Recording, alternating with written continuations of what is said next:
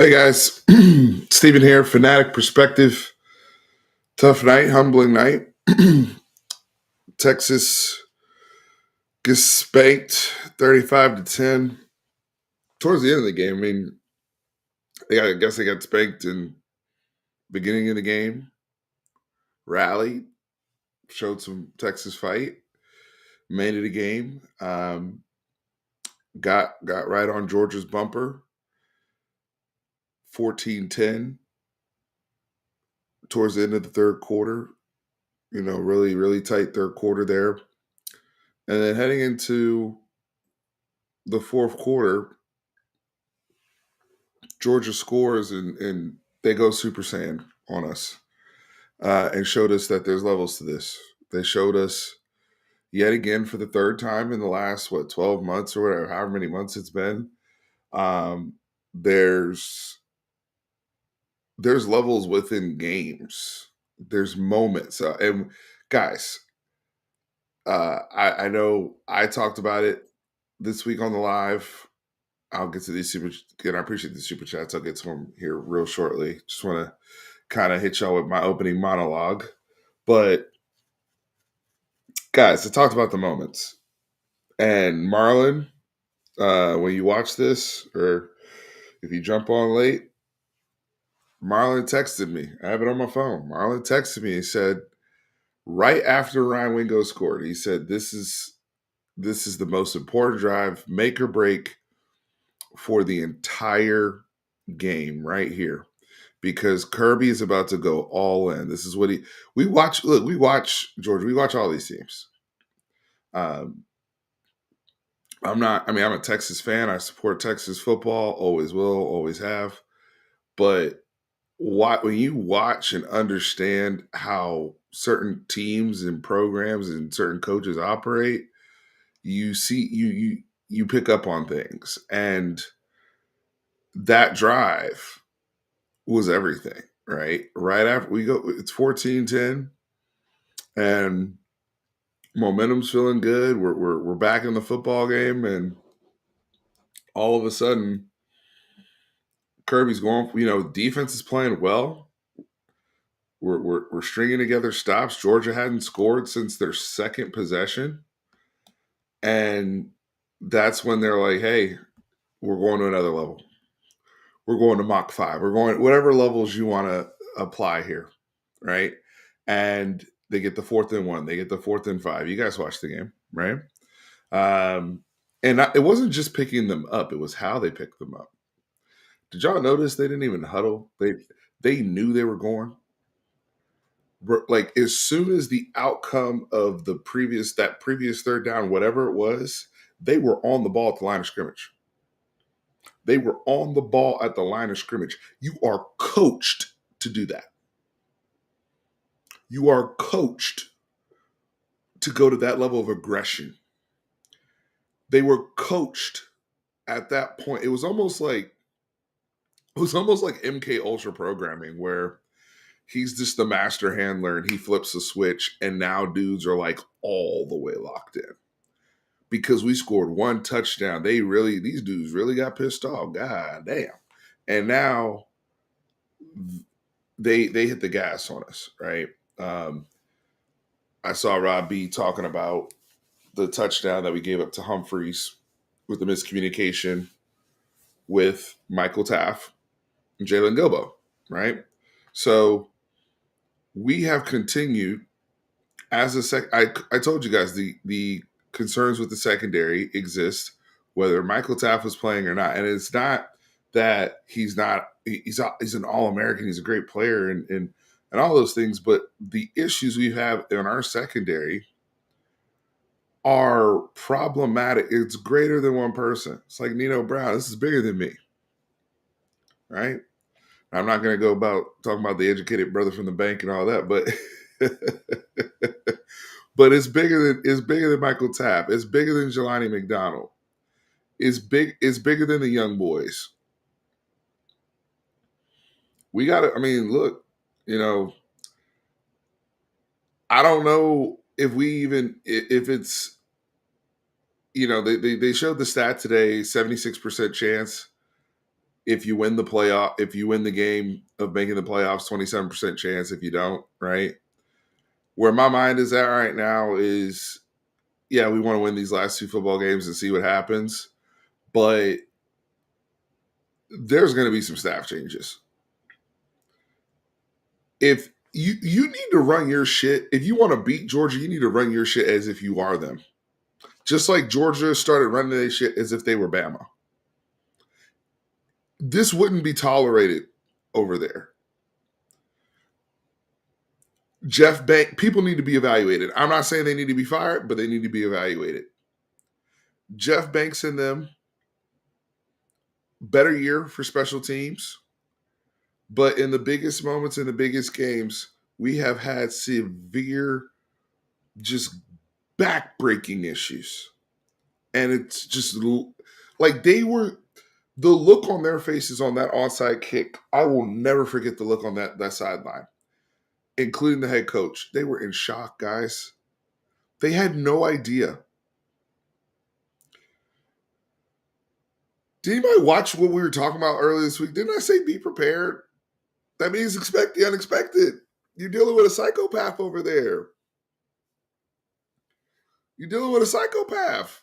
They literally were like, and I saw Sark's quote about, we got to teach the kids, we got to do a better job as a staff teaching the kids about situational football. And I'm like, yeah, no shit.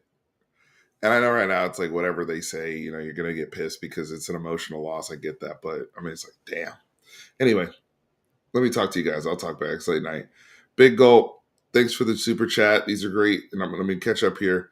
A couple thoughts. Extremely tough day for the Longhorn fans. Oh, no, the whole day was tough.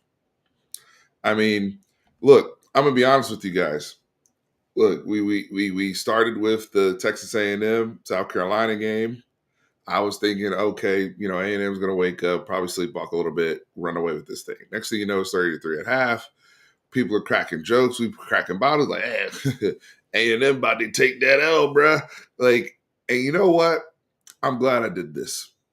Because you guys, as you get older, as I get older, I've learned how to protect my peace and my space a little bit better. So you know what I did at halftime when it was 30-3, South Carolina versus Texas A&M?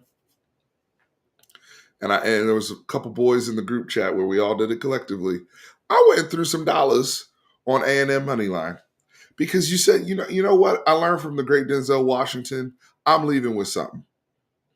I'm either going to leave here with an emotional high of Texas A&M losing, or I'm going to leave here with a financial high of hitting that money line where it was at halftime. Either way, we leaving with something.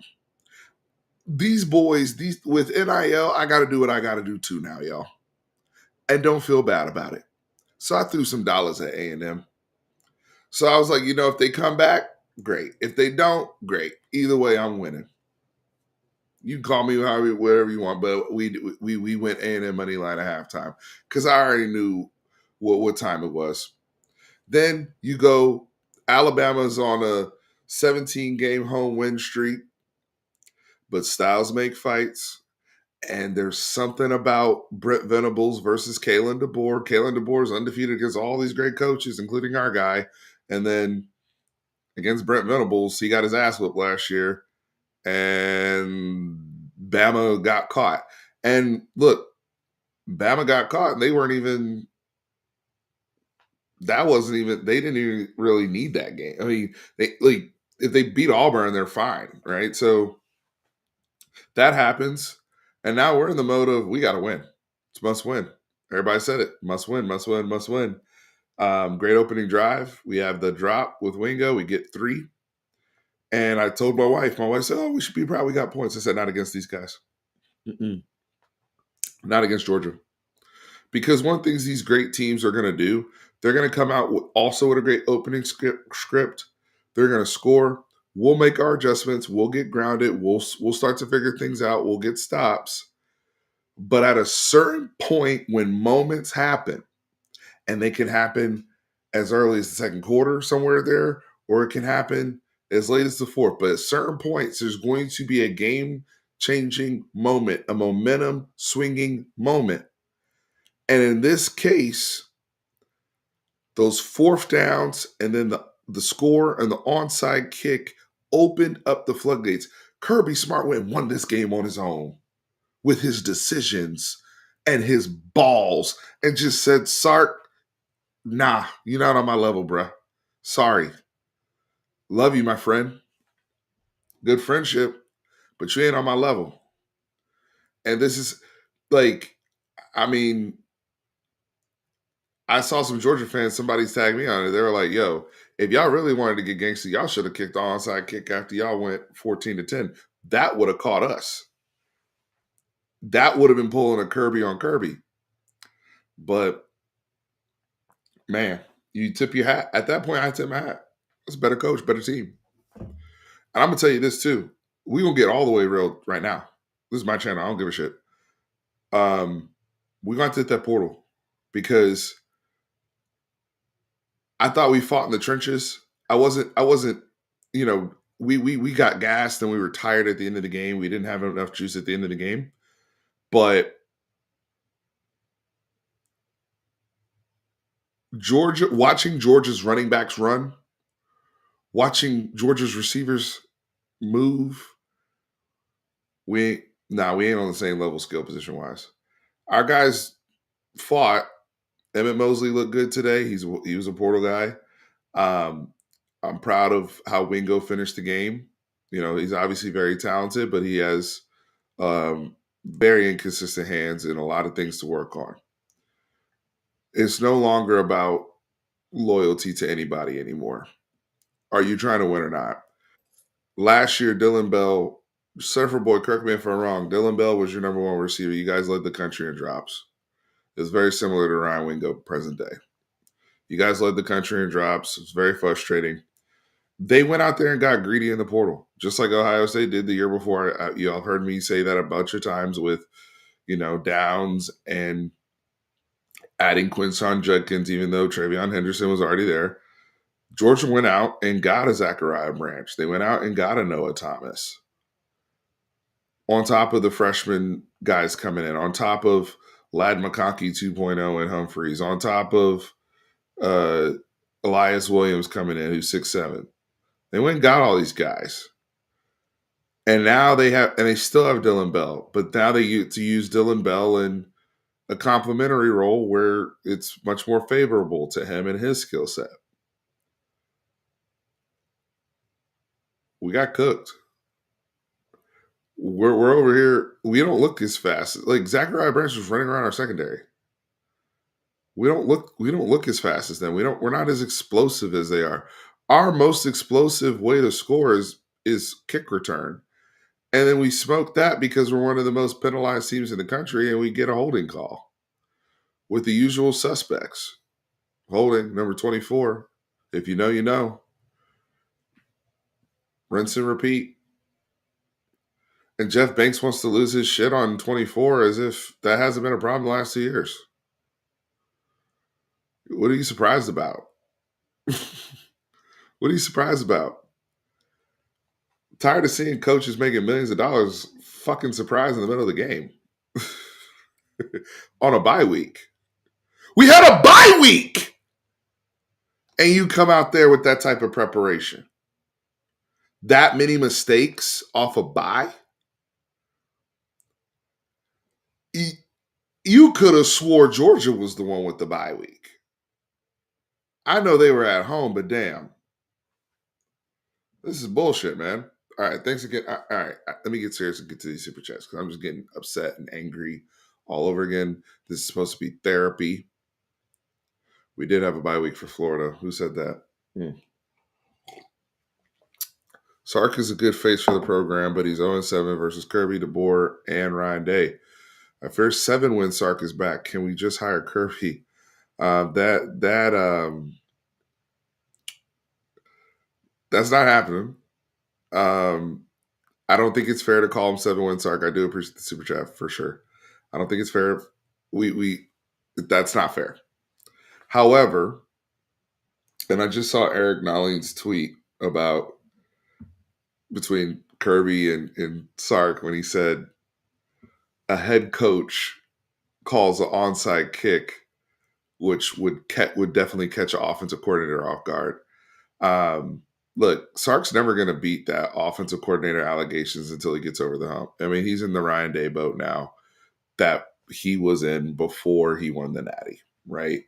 Um, now I'm hoping that he's more Ryan Day than James Franklin, but right now the resume is not looking like it's looking like we've gotten a better coach to get the program on track and is better at utilizing resources and keeps us consistent and is great for the community, great for the program, great for all these things. But we are getting pantsed when it comes to serious ass ball on the highest level, dog eat dog. This is war. This is, how many times I got to tell you guys, when you play games like this, these are wars. There's going to be casualties.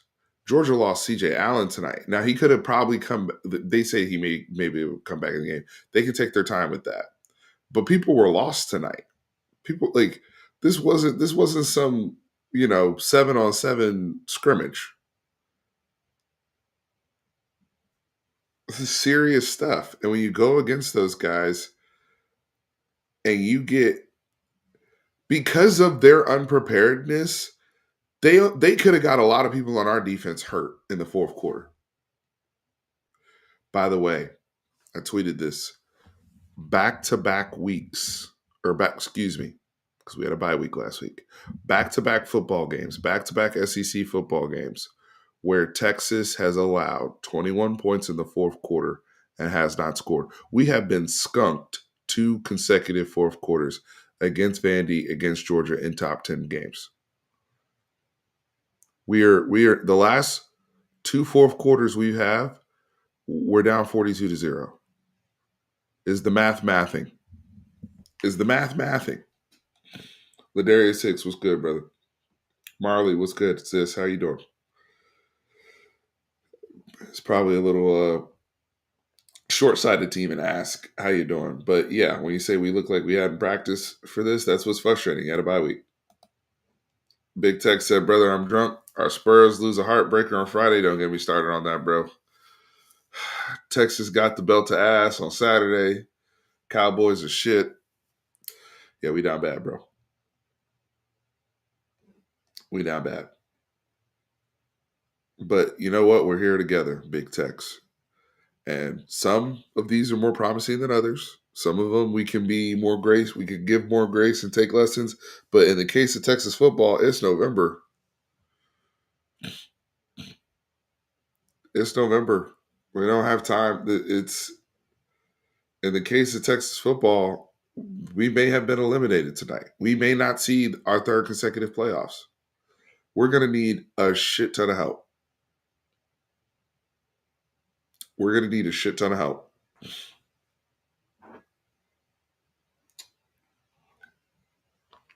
Tish, that's not going to happen. And it has nothing to do with the Ohio State game. You don't pass the eye test anymore.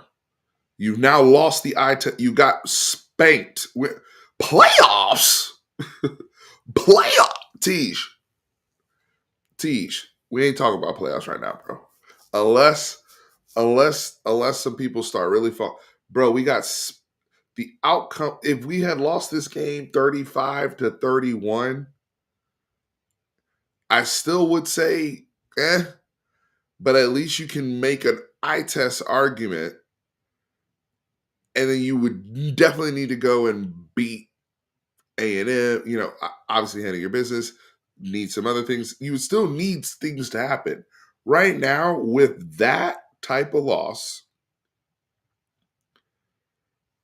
it is like we're going to need to have absolute chaos happen the next few weeks. You're not automatically in. Absolutely not.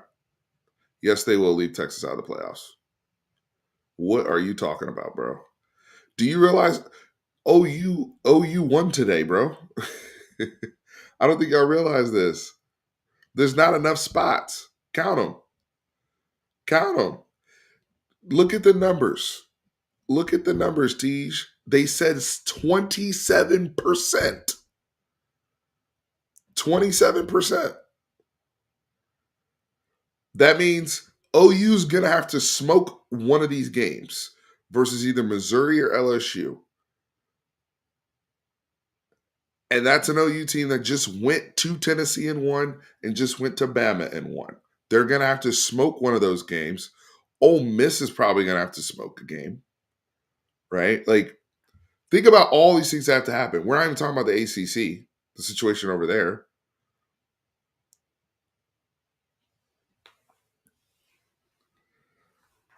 Some of y'all need to do your homework on the current situation here. I'm not saying it's 100% over, but I don't think a 3-loss team is getting in. That's the point. I don't see a 3-loss team getting in. And we have lost. Georgia beat the shit out of us tonight. You're not getting if we lost our ability to play the one score argument. We lost by 25 points tonight, man. We've lost our last. The playoff committee has this data. They're going to see Texas has lost the last two. The Texas is not a 60-minute football team. They don't deserve to be in the playoff conversation, quite frankly. If I was on the committee as a Texas fan, I'd be like, no, as of right now. No. No. No. That's not a good product. That's not a good product.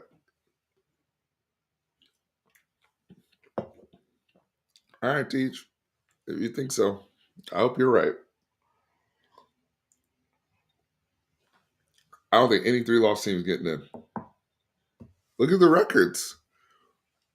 My thing is, Teach, you're just saying that, but you're not giving me any empirical data on how that happens. Why is it only 27% in that case? Right? What's the empirical data and the facts that gets us in the playoffs? Why do we do a quarterback draw on 3rd and 13? Great question.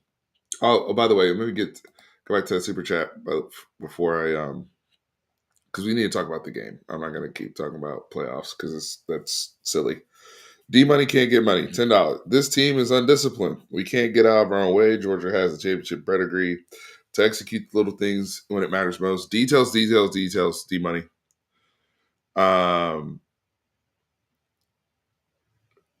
Like,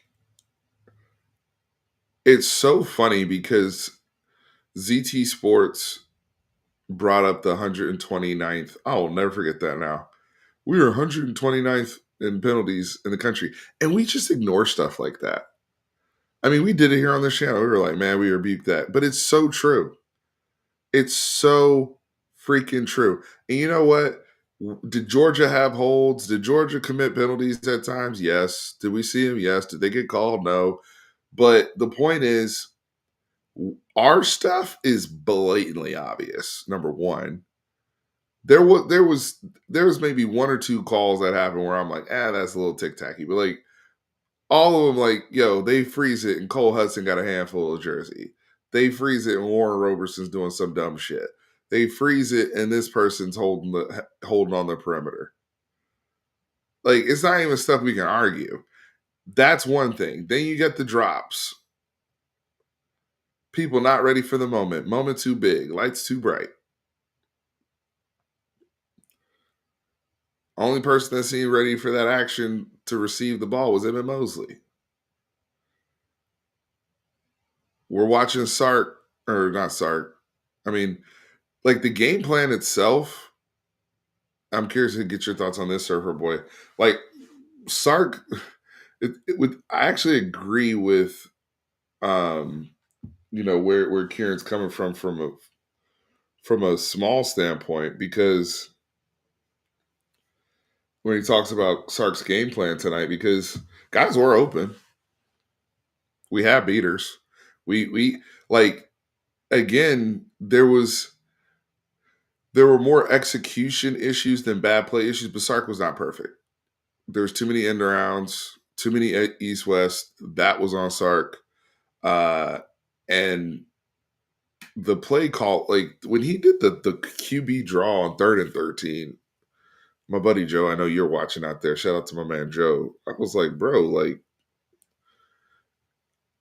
those are the type of play calls that make me question Sark's sobriety. Like, what the fuck is that? What are you doing quarterback draw for right there? What is going on? Did I miss something? It that play a call. A play call is so bad when you're you you're confused whether or not it was like a bot snap or something. That's when you know it's like what the hell was that? Like, nah, that was designed. Oh, okay. Well, we're just gonna we're just gonna run our quarterback right into the blitz. Uh, you know, hmm, interesting. Sark thought the QB draw was going to be the Kirby onside kick. Lord Jesus, you're not. You're probably. I'm not saying you're wrong. I'm just saying it's insane. Now Kirby's ability in these games, the biggest thing I give Kirby Smart credit for, and this is something I've noticed over so many years, and watching him grow as a head coach, the feel for the game, the feel for the game, the feel for the game. And that's why when people want to throw out, again, I'm not here saying that Sark shouldn't call plays and shouldn't run the offense and blah, blah, blah. But however, I get it if you got questions. I get it if you don't want them to, because how can you have a feel for the game when you're doing both jobs the way that Kirby does? How do you beat a guy like that just instinctively can feel like Marlon was so on point. He's like, dude, we just scored. Kirby's about to go crazy on us. Watch this drive. Watch this drive. And it was like programming. Like they just flipped the switch. We don't have that ability, and we're not coached that way. We're not coached that way. Even with our best players, there's I mean, think about we talked about how clean do we have to play today? What type of playing our best ball. Guys, we don't even play hard for 60 minutes. We don't. We don't. We don't play hard for 60 minutes. The last two games, we've played three quarters at best. At best. All right, I'm bringing on Karen. Let me plug in my headphones. Karen, give me a sec.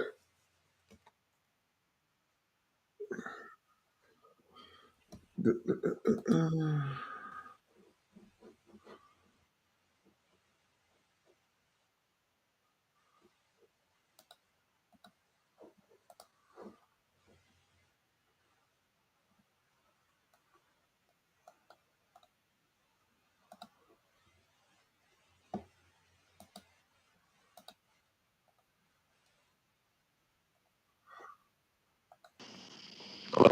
Hello? Okay, there we go. All right. Can you hear me, Am I brother? mega close right now? Yeah, you. Yeah. Yeah. Oh man, we getting the whole head, bro. Oh, there we go. Yeah, I was about to say, goodness gracious. What's happening, man? Hey There we man, go. How we doing, man? nah, we just wrapping it in here, bro. Let me get this super chat real quick, and then Got you. I'm gonna get to you because I've been, just I'm still processing what I just watched personally. OU wins, Texas loses. Today was a good day for you. Basis day go. Okay, that wasn't nice. Let me buy you a beer at least. Congratulations to your Sooners. That was a signature win for you guys, Brent Venables at Alabama.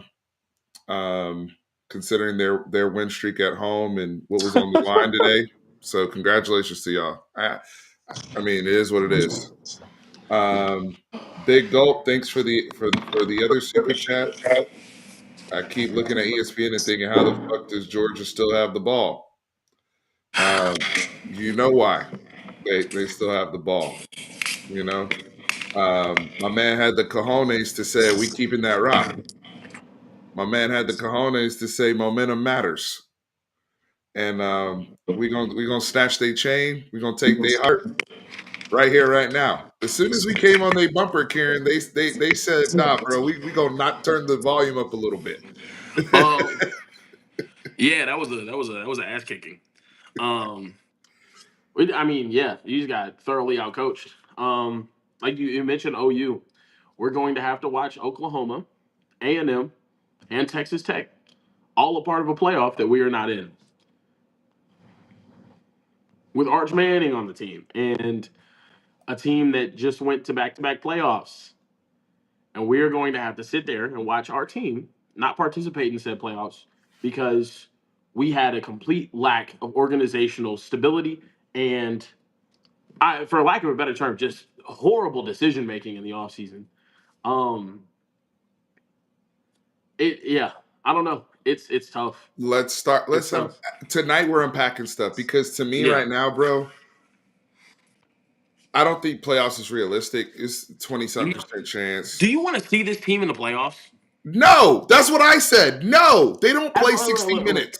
As a Texas fan, I can say, yo, I'd love to see my team compete for a championship. Absolutely. This is not a playoff team. This team is nowhere near a playoff team. We don't have, I'm sorry, we have a complete lack of players capable of executing at the skill positions on offense. I don't want to see that happen. I'm sorry. We have a coach right now who has been out coached by the other good coaches we are going to have to see. We're not a playoff team. I don't want to see Ohio State again. I don't want to see Georgia again at this point. We're not. I'm sorry. We're not a playoff team. We're not a playoff team. So as much as I'd love to see them, and yes, of course, I'm going to root for my team to make the playoffs. If 100%. if by a miracle we do, they'd have to go out there and beat the living hell out of A&M to get in the playoff. I mean, run A&M's face through the mud. And you know what the craziest thing for me though? Okay, since we're just unpacking, let's get to it. Let's get to it. Unpack it. No, Let's get yeah. to it. The Texas Longhorns, have they played good on the road this season at all? They haven't at any point after at the end of 4 quarters on the road been ahead in every road game. The only time they secured victory was in overtime. They needed Mm. overtime. So no, and they don't play the last two games. And I know the last game was at home. Kieran, the last two fourth quarters, we're down 42-0, bro. Come on now. I know both quarters were different contexts because Vandy, we were way ahead. And this Yeah. one, we were in the game. I get it. But it's the fourth quarter, bro. Has there been? I'm just gonna fire off questions. I'm just gonna fire off questions, and Let's I want do to it. get. I Let's want to get talk. because we're unpacking. Has there been a game this season where we played a team of equal talent capability? I'm not saying they're just as talented as us, but I'm saying like the Floridas, the teams Mhm. that are capable of getting a top 25 talent composite roster together. Has there been a single team that we've played that you felt like our offensive skill position players were capable of competing with their defense? No, Yeah. not consistently. I've seen guys win. Like Emmett Mosley had some good. We've had Mhm. guys have moments. Emmett Mosley has been Win. probably one of the brightest spots on this entire team. Absolutely. It Yeah. sucks that he wasn't healthy sooner. Mhm. D Moore had some moments today. Wingo had some moments, but we also have. But I'm looking at the Georgia guys and how they upgraded that room Mhm. after the drops last year. Yeah. It's night and day with that group now. You speak about upgrading rooms. Who are the top two ranked teams currently in the SEC standings? Like Texas who? Texas A&M, which got Concepcion, right? We'll get Karen back. They got Concepcion, right? Mhm. And Mario Craver. Yeah, and it's Texas A&M and it's Georgia. Texas A&M and Georgia last season had trouble at the wide receiver room. Did they not? What did they do to fill those holes? Hit the They went transfer in the portal portal. pretty hard. Pretty hard. I saw like there was a comment here earlier. Oh, Mr. Freshwater. Sark has seen Judy Ruggs, Waddle Smith in the same room and looked at our weapons this offseason and say, "Yeah, we're good." brother, I can't for the life of me. This is not like this is multiple times. And to me, I think Chris Jackson should have been left on the tarmac. Your position group has shit their pants on national television multiple times in the same season. Unacceptable. They have literally, like I know Mr. Go 30 loves like saying that like piss down their leg. They look scared. Like They look scared. No, no, it real like rap. They like that sequence of plays. I think it was either late first quarter or early second, where Arch is getting hit, man, and he's dropping dimes.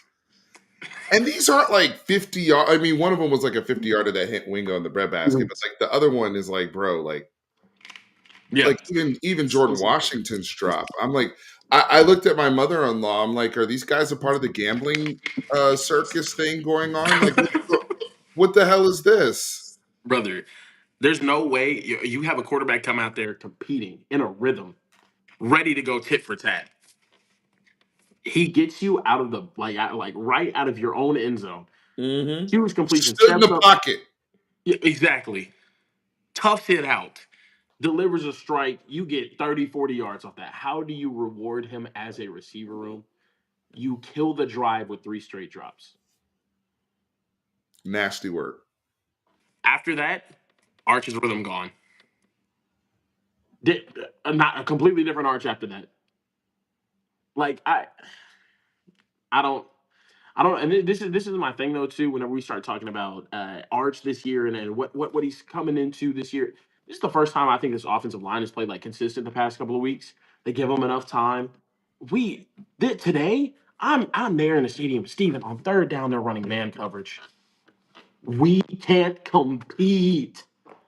The Texas Longhorns and Steve Sarkisian. I was just like talking to some people on Twitter earlier. Imagine saying, "Hey, a Kirby Smart defense doesn't have playmakers on it. A Kirby Smart defense doesn't have guys that can win their one-on-one matchups. It doesn't sound right." Mm-mm. Steve Sarkisian, you were an offensive mastermind. Your counterpart, Lane Kiffin, went out there with a quarterback that none of us have ever. I was about to curse. None of us have ever heard of Trinidad Chambliss before this year. Have you ever heard of Trinidad Chambliss before this year? Nope.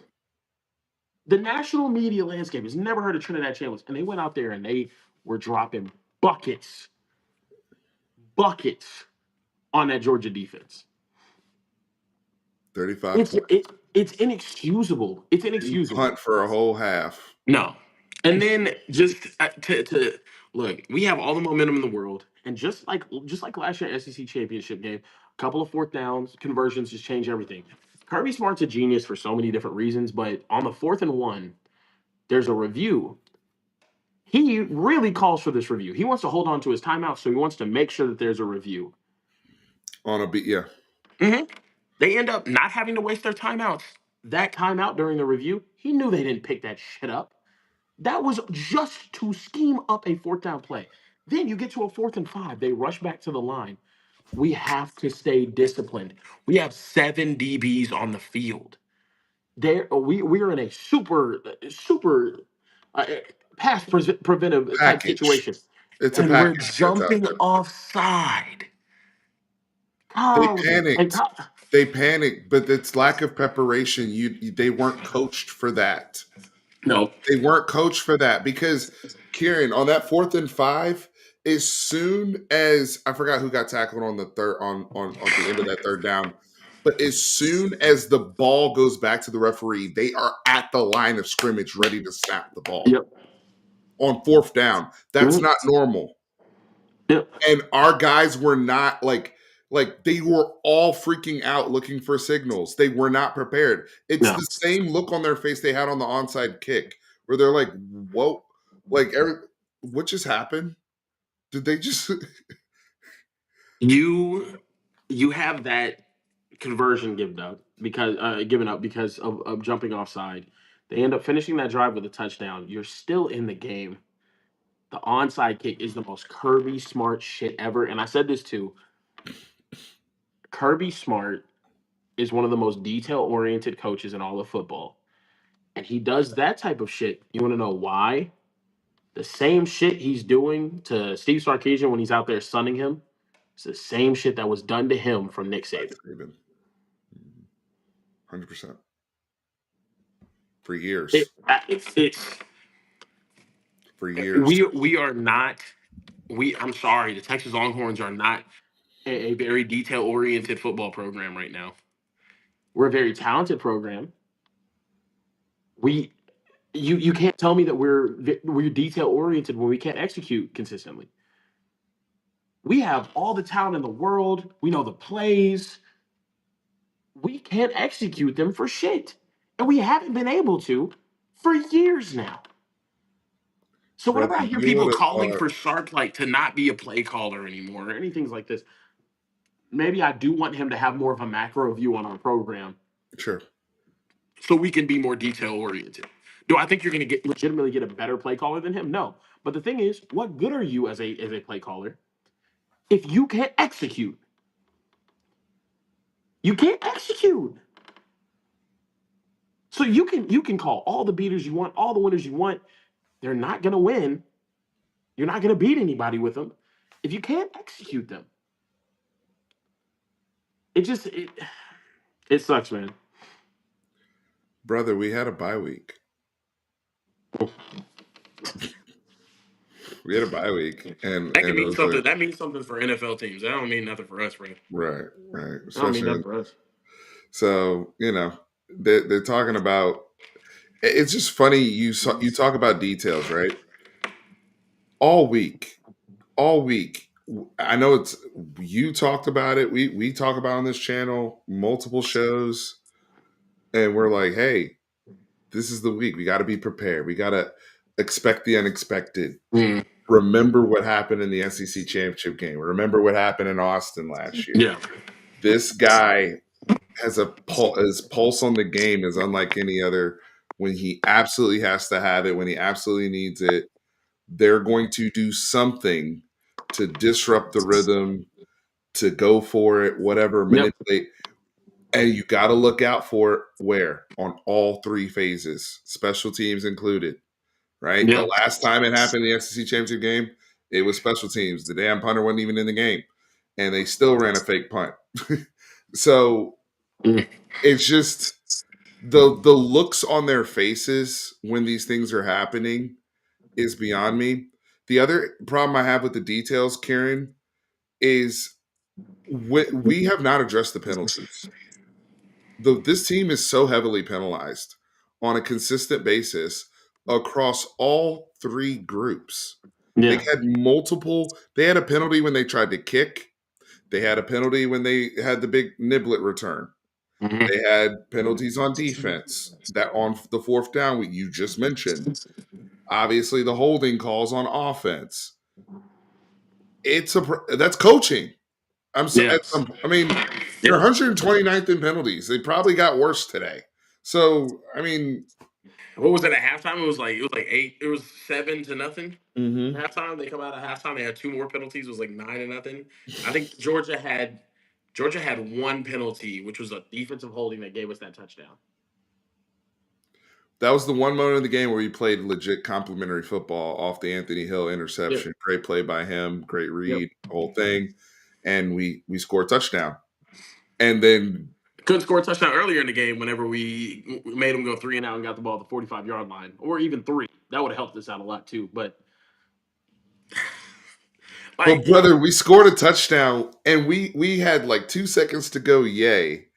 And Marlon texted me and was like, brother, this drive coming up is gonna be the Kirby you know what drive.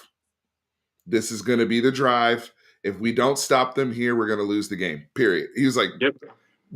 this is the We drive have coming up. their punter on the field before that review.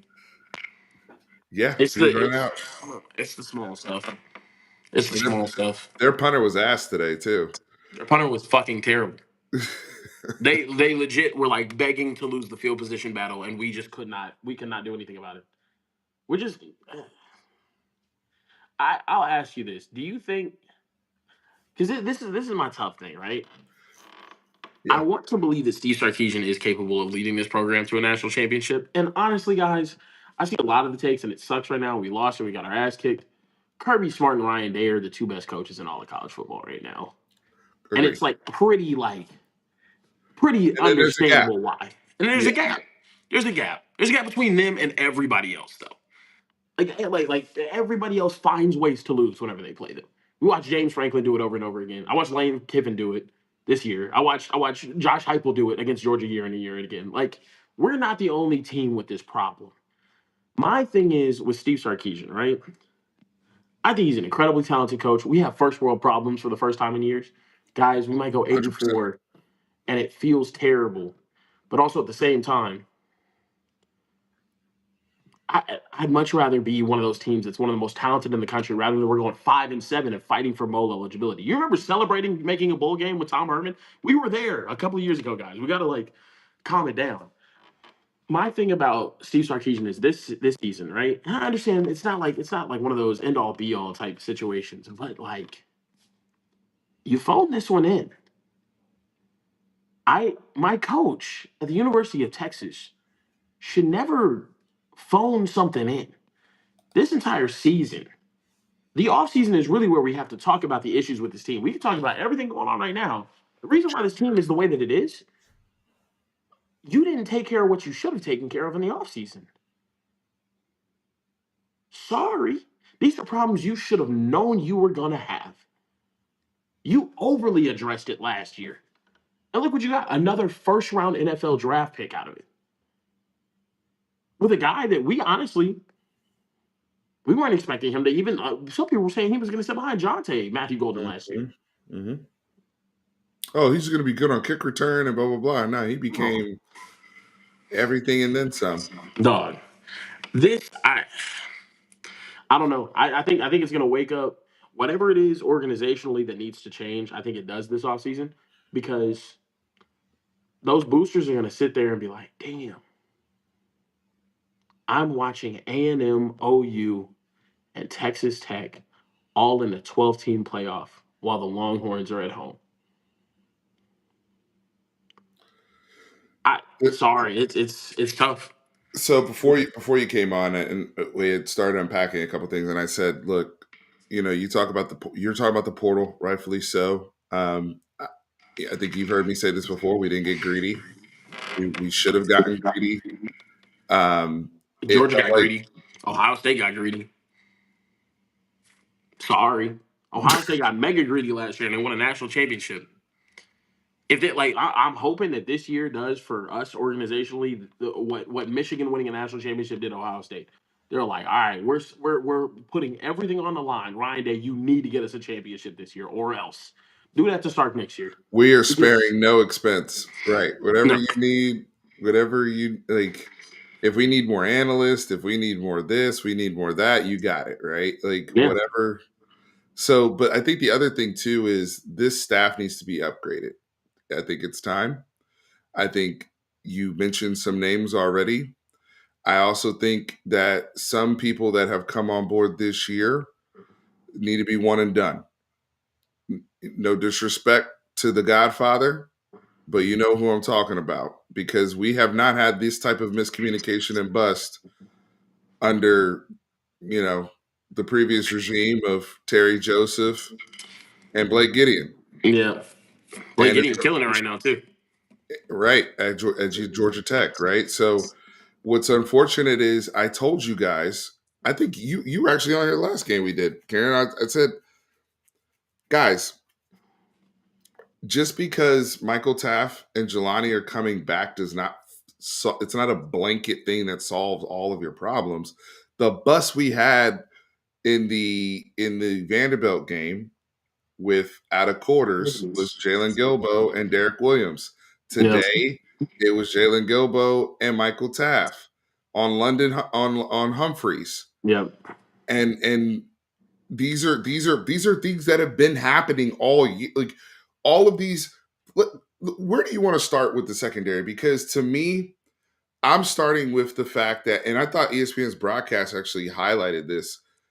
with they put us on blast with the length of between the zones of where our DBs are lining up and where we're just conceding yardage. And I don't believe in just conceding rhythm throws Yeah. for quarterbacks like Gunnar Stockton, who's one of the best in the country. Yeah. You also Just play like you break tendency and create turnovers out of that. That's what you saw like today with the Anthony Hill pick. At the same time, though, I hear you. I just that room. It's telling whenever you have a fifth year guy that is getting taken off the field for a true freshman. That like it's just it's and the true freshman really doesn't get targeted. He doesn't get picked on. But my fifth year is like getting it's it's tough. I think we do play soft coverages at that time, but I think that's also the PK staple. It's a bend don't break, but like let you make a mistake.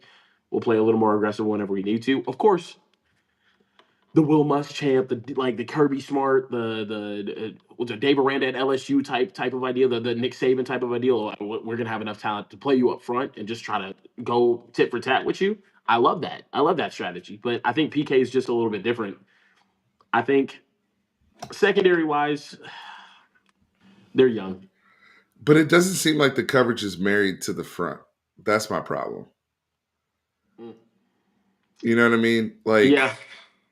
some of like when I watch Georgia, for example, Mm. when they do bring heat, it just feels like the coverage behind it makes sense to what Yeah. with Yeah. the heater they just brought, if Yeah. that makes sense. Well, PK's whole thing since he's been here though is I don't want to get beat with explosives over time.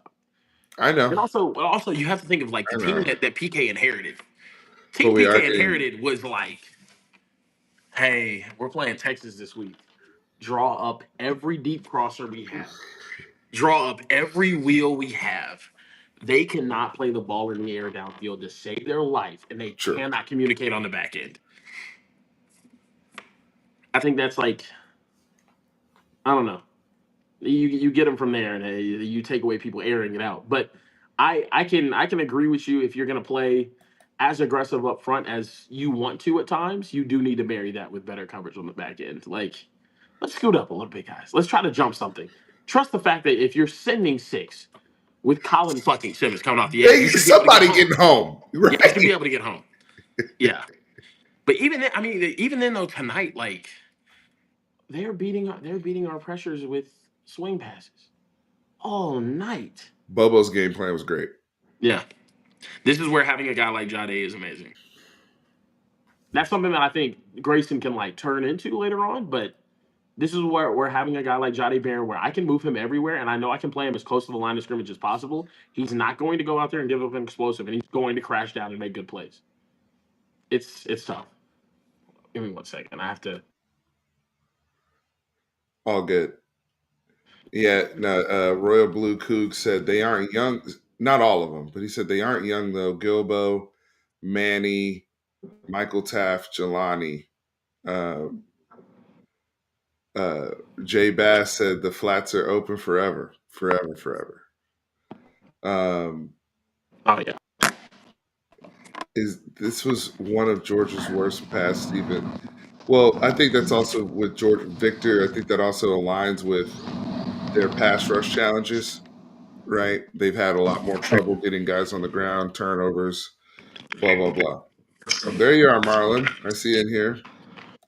Marlon said, "Wasn't I extremely right about Gilbo?" Um, brothers are struggling. I don't Wait, know what else to Is say. Marlon, hold up. Marlon, are you the same Marlon that I met tonight? I met a Marlon at the game. I want to know if this is the same Marlon. I don't know. No doubt, no But time. wait, can you hear me, Steve? Yeah, I hear you. Okay, got you. Just making sure. Sorry, I had to respond to a text message. I just drove back from Athens after this. Um, can we, Steven? There were some very troubling things I saw on the football field tonight. Where do you want to go? Um, secondary wise, I think okay. The most troubling thing that I saw out of this, just as in terms of like what I view my team as a whole. Oh, we're gonna Mike stack rank Bobo, stuff. he's going again.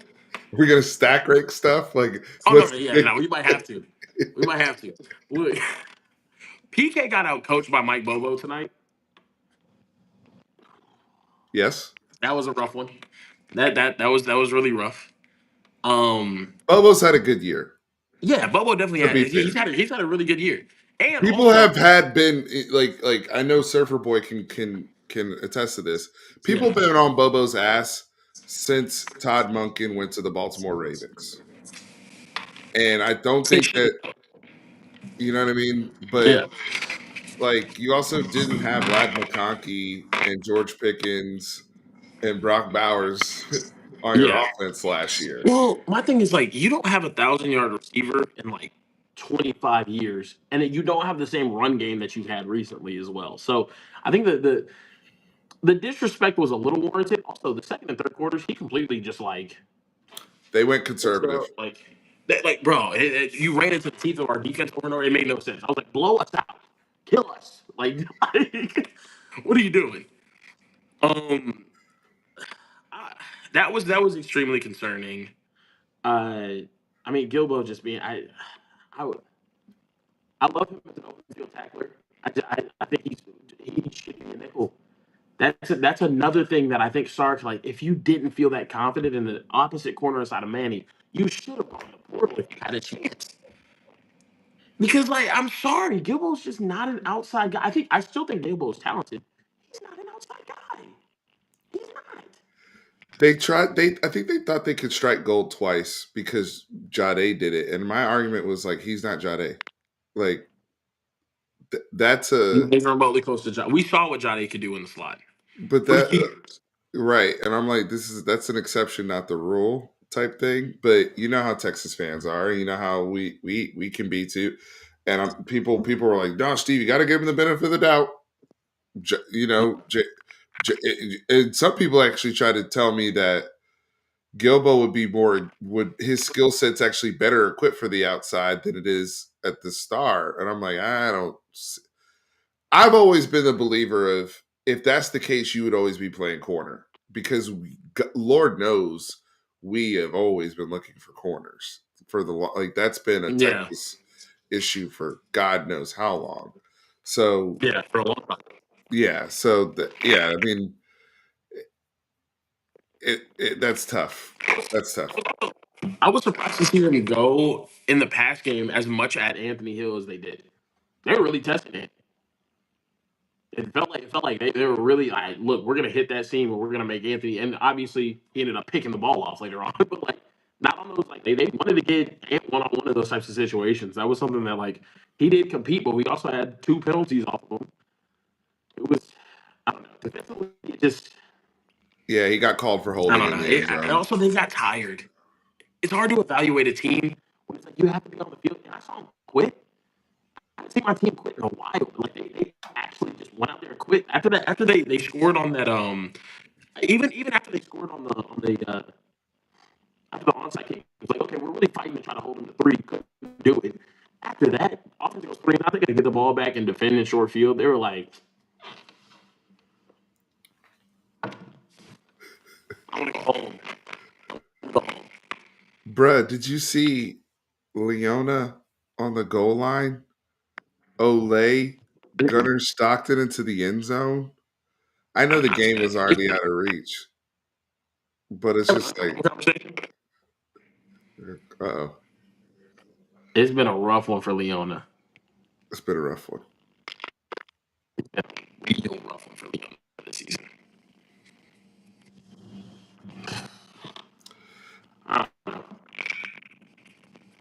Oh, they said your mic is, we're having some mic issues with you, Karen.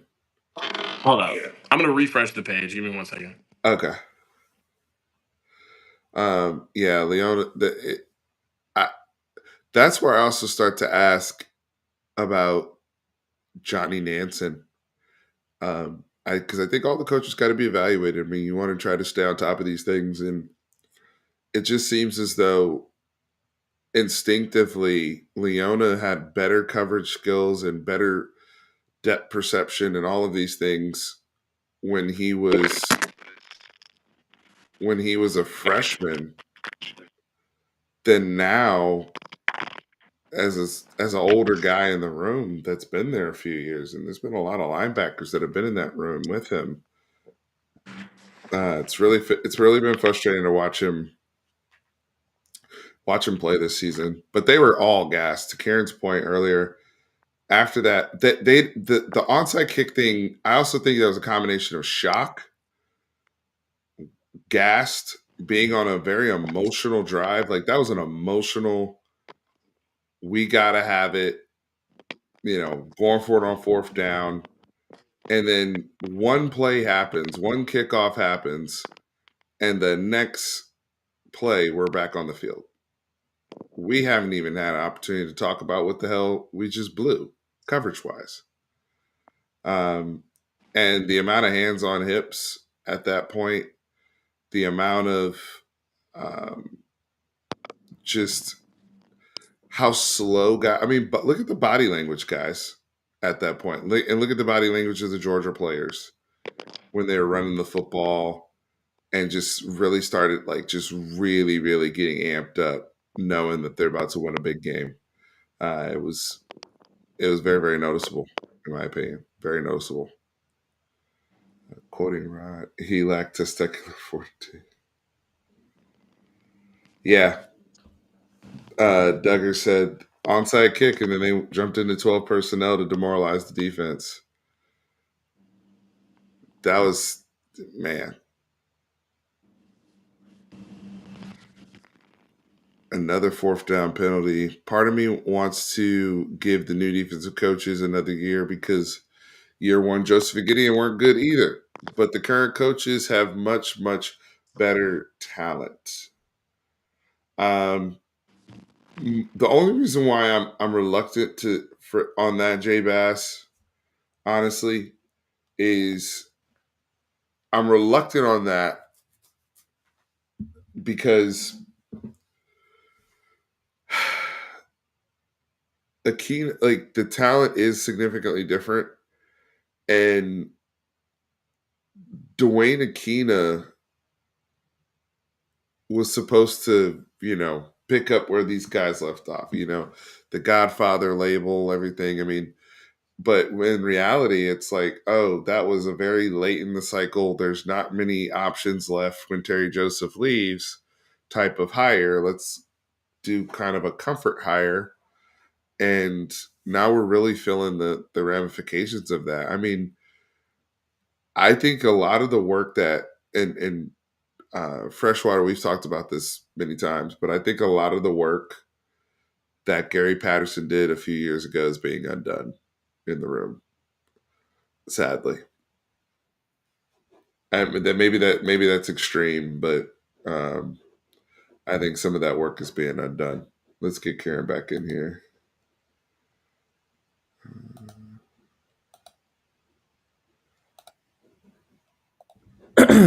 There we Yeah, go. Okay, I had to join on my computer, but it's like plugged in, so I ended up figuring it out. But no worries, no worries. We just talk about. Uh, no, yeah, yeah. So you had a list of, just for those that maybe when you started kind of cracking up, you were talking about the list of things that were concerning to you yeah, on the. um, man, one thing I hate to like single a person out, but offensively, there was someone out there that just got cardio today, and you could tell the guys defending him were just like, "Oh, this is awesome! Like this is great." We're playing in a big time game, and we know it's easy pickings on the other side of the ball. And I hate to say it about my boy from Lovejoy, but Parker Livingstone was a complete non-factor tonight and completely taken away. It looks real bad too. I'm like, if anyone has all 22, it looks bad. Like just I knew you were going to say that. I'm sorry. I'm sorry. Like not a single just speck of separation. Steven, it really looked like the only receiver out there really trying to compete was Demo.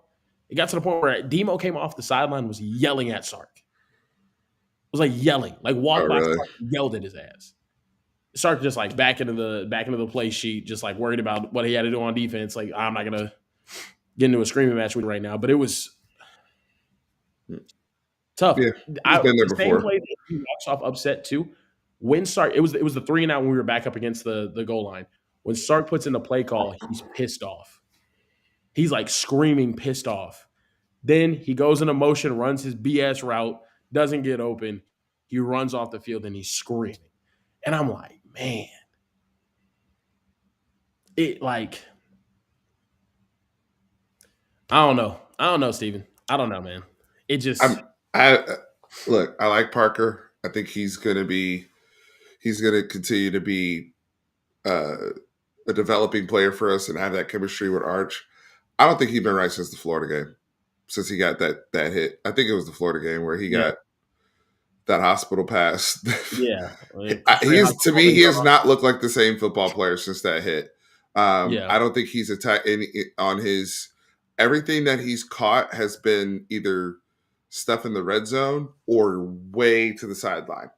Hmm. Like anything over the middle now, where there's any type of contact involved or any type of crosser, you don't even see him. And that's a guy that can run, obviously, right? Yeah. And so I agree with you. And we're not used to seeing that from a guy like that. I mean, you think about the Goldens, the AD Mitchells, the guys that we've had opposite of Worthy. You know, those guys can run even for boundary guys, right? Yeah. And so, like you said, for cardio is funny, but you're not wrong. I mean, how It often was he targeted tonight? I think he had. He had I one think catch on the sideline where he like it ended up getting called back for holding, but he like took 17 cuts to be able to make it through. And we ended up getting like 7-8 yards on it. But it was look. You know what? You know what though? At least I might have an excuse for Parker Livingston because to me, I think his performance is night and day from that hit. The person I don't have an answer or an excuse for is Jack Injuries. yeah. We just was he overrated? I don't think Jack injuries. I think it's hard to get a tight end going whenever nobody respects your receiver room. Okay. I think it's very hard. Teams aren't afraid. Like for as great as Arch's deep throwing ability has been hyped to be, people aren't afraid of us beating them over the top. I know I'm watching as a coach. You're watching on film. Hey, I watched Ryan Wingo try to get to the top of his route and run this post against UTEP, and dude just took it away. Hey, this dude can't head fake at the top of his routes whatsoever. He's really, really bad at selling his routes. Right. He overextends. Yeah, like it's dude, it's I like I do you guys think I want you to think about this. For even as bad as Noah Thomas has had a season this year, you still have fear of Noah Thomas getting off on you. You have fear of Ryan Wingo running around you. I don't think anybody looks at our wide receiver room and is like, hey, I'm scared of him getting off. I'm scared of him getting hot at having a good game. I'm scared of him breaking us down on the back end. Maybe Emmett Mosley. I think Emmett Mosley is our most consistent, polished receiver. It just, Yeah, but he's I not. I just don't, mean, Steven, yeah, I don't know how you let it get this bad, man. I don't know how you put two running backs in that were the number one running back taken in their class in the NFL draft back to back years, and you let the room get to this. I don't know how you put your faith in a dude that just blew his knee to smithereens and wasn't healthy the one year that he played and say that I'm going to trust him to be the guy. And behind him, nothing but freshmen that have not played yet. And one of which had a torn Achilles last year. I don't know how are we, what are we doing? What are we doing, man? And the craziest thing is, Steven, the craziest thing is, man, from a talent evaluation perspective, we have a lot of guys on the books that are not worth the money that we're paying them. And I hate to go straight at, but it's not. It is what it is. And to say the quiet part out loud, it is what it is, man. Well, those are the uncomfortable conversations that are going to be happening behind the doors. I'm sorry. behind, Yeah, I hear you. I hear you. It's just it's I don't I don't understand how you have the difference in the first half of the game was legitimately, hey, Georgia has some transfer wide receivers that are making play after play after play. The Texas Longhorns have wide receivers dropping balls. yeah. Just Surfer Boy wants to know what you experienced tonight at Sanford Stadium. I'm gonna be honest with you. I went for the Tennessee game last year. It was a way better environment for the Tennessee game. Sanford Stadium is not really loud, to be honest with you. There was not like a moment tonight where I was like, oh wow, this is like deafening or anything. Like, but also there wasn't like too many explosive plays. The onside kick was probably the loudest it got. It was crazy. Okay. But Sanford Stadium's cool. Like it's awesome. Like it's a really nice environment. It's fun, but I wouldn't say it's like one of the craziest environments I've ever been in. Tennessee last year I think was crazier than it was this year, but also I think their fans, and this is the worst part, see, Uh-oh. fans weren't even talking shit. And it's like it's not one of those good like oh yeah like they're scared like last year before SEC championship they weren't talking shit because I think they were like oh damn we could actually lose this game we don't look the hottest. They weren't talking shit because they were like y'all really came out here to watch y'all get y'all's ass whooped like this, Not that type of arrogance. bro. They weren't talking shit after the game. It wasn't like a yeah. It like I'm talking about. It was Oh, calm. wow. It was calm. Like I Like, got a this couple was of horns expected. down, but it Yeah. was just like y'all are beneath us. Like that one That hurt. hurt. That hurt. That hurt. That hurt. And that's another reason why we're not a playoff team. We're not. We're not. We don't strike fear into anyone. We have some crazy playmakers. Anthony Hill, amazing. Colin Simmons, amazing. I think we got some dogs. Man, Colin made a couple plays tonight where I was just like, They did a that great job of taking him out of the game, though. they did. But that's good coaching. But like even the stuff he could get to, there's times where he Mm-hmm. was, playing the read man and the quarterback, like just crazy, able to get to two places at once. Mm-hmm. But and I thought he actually finished the game statistically okay as well. Sark made the comment about running the ball. Like he felt like we ran the ball decently, but I think he said it got away from them or something. But like they could have run it better. So I know I'm tearing his quote up, but how did you feel about the run game tonight? I know the stats are skewed because of Arch's stats, but Wisner had 9 carries for 37 yards. CJ had 1 carry for 3 yards, But and I'm then sorry. What are you talking about? the run game. What?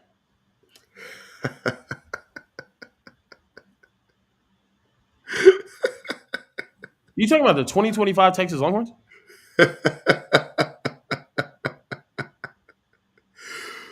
Bruh. What run game? We don't run the football at the University of Texas anymore. I don't know what you're talking about. He said we haven't run the ball since Jonathan Brooks. Bro, what's What? our longest carry this season? Uh-oh. Maybe Wisner in the OU game, the 37-yarder? Off the top of Probably. my head. Probably. Yeah. Longest run. Let me see. I mean, Matthew called outside, not counting the quarterbacks, because Matthew Caldwell. Yeah, he had Matthew a crazy Caldwell one in had Aqua Baby against was that Sam Houston State? yeah. Let's see. Let's go Oh through. Let's shit. go through our past couple of games. Let's do this together collectively. Let's have a little group therapy. Let's go. Today, our longest run, Trey Wisner had a 16-yarder. That's awesome. That's really explosive for our offense. Let's go back to Vanderbilt.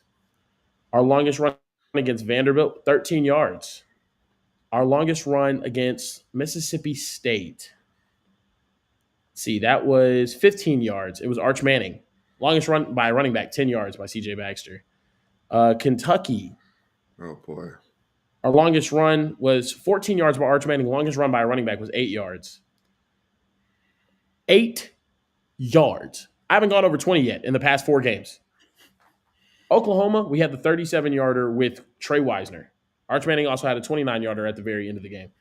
Without those two, looks pretty nasty, does it not? Let's go Florida, the game before that. Our longest run in that game, Arch had a 36-yarder. Longest rushing attempt from a running back, 6 yards. Fellas, against Power 5 competition, we have not had a rush from a running back over 20 yards other than the one Contravian Wisner carry.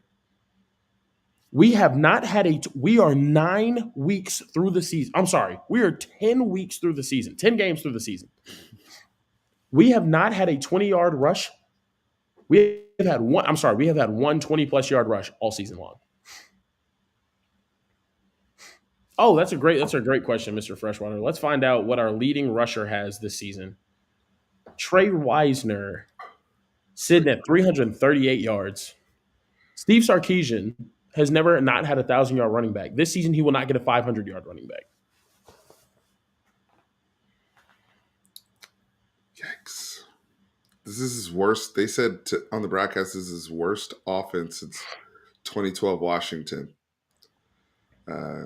which was like, what, Keith Price? Some of those guys that were back there at the time. Statistically speaking, his This worst is year offense. 5 at the University of Texas. Fresh off of the number 1 recruiting class in the country with the 3rd generation Manning. And you chose now to have one of the worst offenses of your entire career.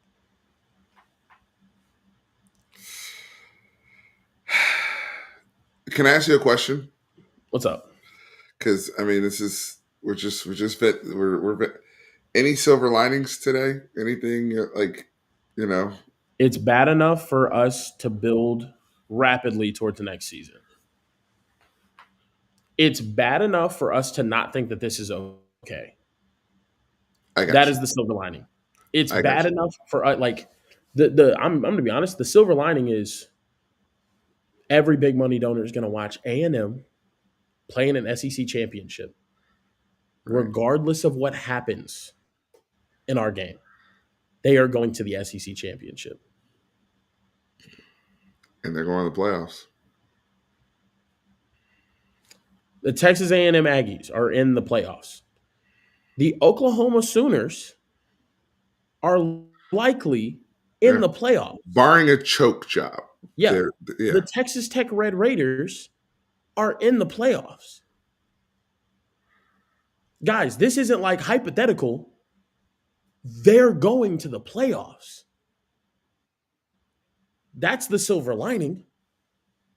This might be, you could argue, this hurts worse than going 5-7.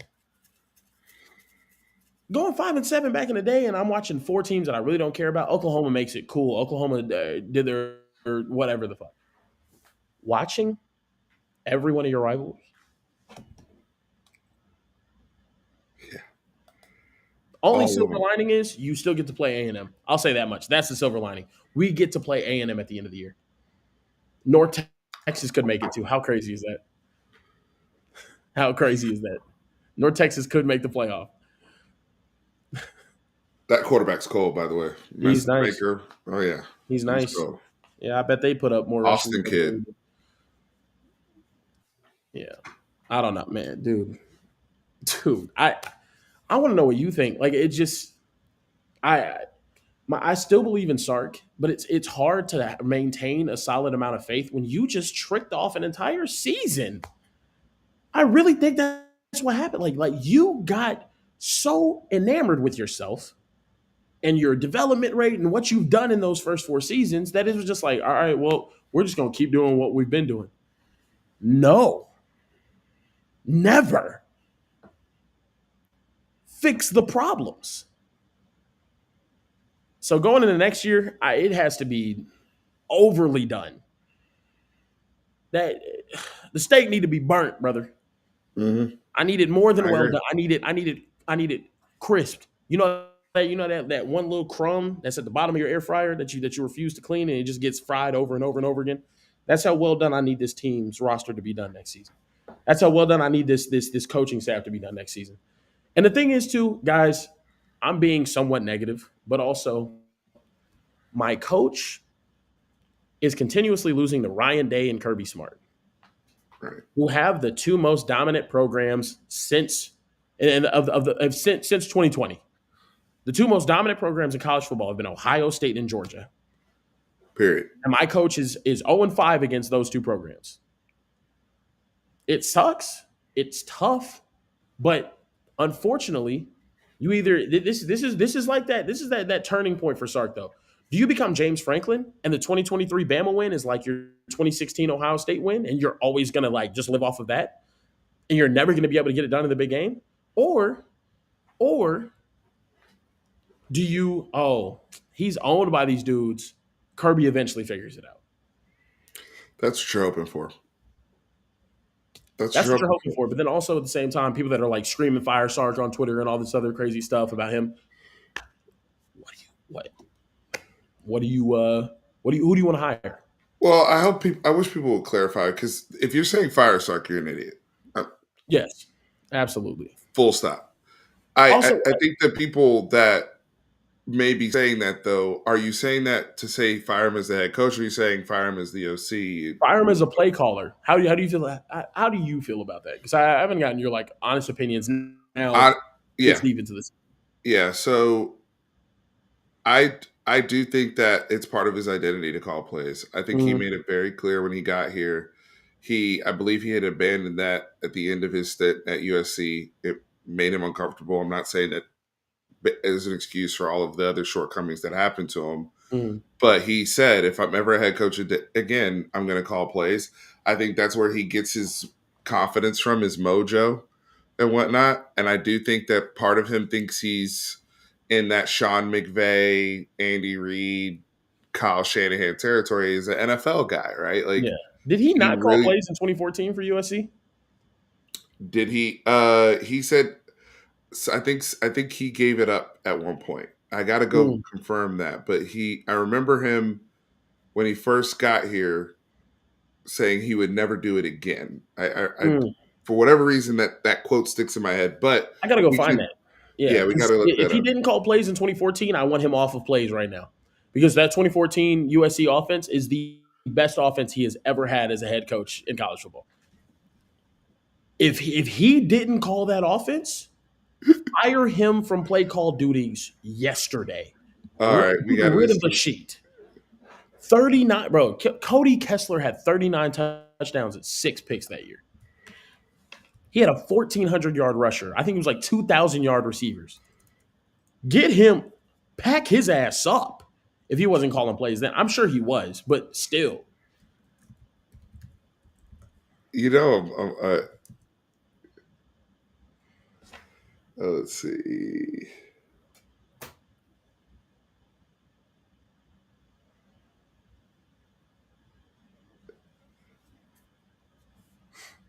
I don't know. Was Clay Helton still there? Because Clay Helton was the OC quarterback coach. So either Mm, he, maybe. so Clay either Helton was he, in his bag mid 2000s, mid 2010s though. He was cooking them years. I don't yeah. know. So either he was calling plays, or we gotta investigate that, because it was one of those two that was calling plays. Um, but to answer your question more directly, I don't mind him calling plays, but I think you said it earlier about him having more of a macro view of what's going on in the game Mm-hmm. and a feel for things. And there's times where I see it, and there's times where I don't, and too often I don't. The Vanderbilt game, I felt like he was really engaged, not just as a play caller and lost in his sheet of making adjustments, but he was engaged trying to work the officiating. He was engaged yelling at the defense about them smoking coverages out of timeouts. That's not normally Sark's behavior with those things. Mm-hmm. However, just to make him comfortable, is that the best thing for Texas when we're trying to beat a Kirby Smart? Yeah. And Kirby Smart leans so heavily on his staff Oh, I hate him to so. prepare him for these games, so that when he makes a call, they got something dialed up, bro. Like when Kirby feels something, when he has an itch or that that spider sense about something, they've already repped whatever bullshit they're about to run. They've already repped it 1,000 times, right? And one of the assistants can just come and be like, "That's the answer." It's an open book. It's an open book test, Karen. That's the beauty of football. And so I do wonder. I wrestle with it. Is my answer? I wrestle with it. I really, really do. Um, Kirby Smart should be on an international watch list. That man right there. It just I don't know though, man. It's like he goes as hard as he possibly can against Sark too. It's crazy. It's just I think why. I think part of it because obviously they have a great friendship, a great relationship. yeah. I think there's always been a stigma in football about the genius label, and Sark post 2020 Bama was anointed as that guy. Mhm. Remember, people were talking about, oh, they should name him coach in waiting, and then there were conversations. I remember this. Is he the best Sark or Saban assistant ever? Mm, And so people think about the defensive guys in a different light than they do the offensive guys, in my opinion. Like, yeah. I think that's why guys like Brian Dable just got fired from the Giants, and he still gets all this you know love and respect and Sark, all please that. give him a call. God bless. Right? Like, you have all these guys out here, but I think Kirby Smart's like, look, not only am I the most successful assistant of yours, but I also have that same type of I can get in my Duffy too. You know what I mean? On the defensive side. And I can give you hell. I recruit a certain type of player at these positions to get these type of results. The thing I And was now I'm telling going to about leverage Cody everything. is every special team snap, he's on the field coaching. He's telling the guys what's going on. Every defensive snap, he's on the field coaching. He's telling the guys what's going on. Every offensive snap, he's on the field working the refs, yelling at the wide receivers, getting on his like it's nonstop. And I do wonder because I hate being the like, oh, take play calling duties away from him, yada yada. The guy's got to execute at the end of the day. But my thing is, Sark being detail oriented is the most important thing to me. And right now he's not. Agree.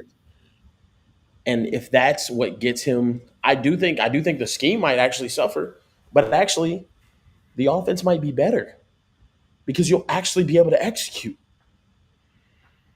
I just, I mean, man. here's the other thing too. And Marlon in the chat, we talk about this all the time. Like, Sark has also been the guy that's like, I don't like to play athlete ball, right? Like, he's Yeah, not going to throw fades. He's not going to like just some teams will just have the basketball player on the roster and flex the yeah, guy out.